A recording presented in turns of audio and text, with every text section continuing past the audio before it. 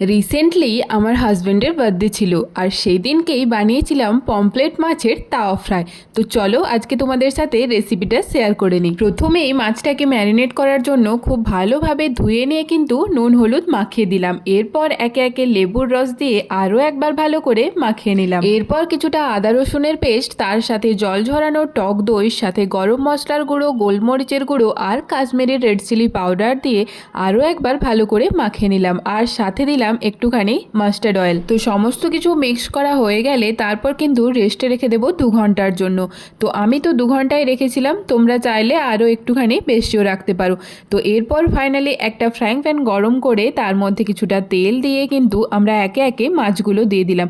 এবার উল্টে পাল্টে ভালো করে ভেজে নিলেই কিন্তু আমাদের পমফ্রেট মাছের তাওয়া ফ্রাই একদম রেডি হয়ে যাবে। তোমরাও অবশ্যই ট্রাই করে দেখো। আর এই ভিডিওটা ভালো লাগলে চ্যানেলটা অবশ্যই সাবস্ক্রাইব করে দিও। Thanks for watching, bye bye.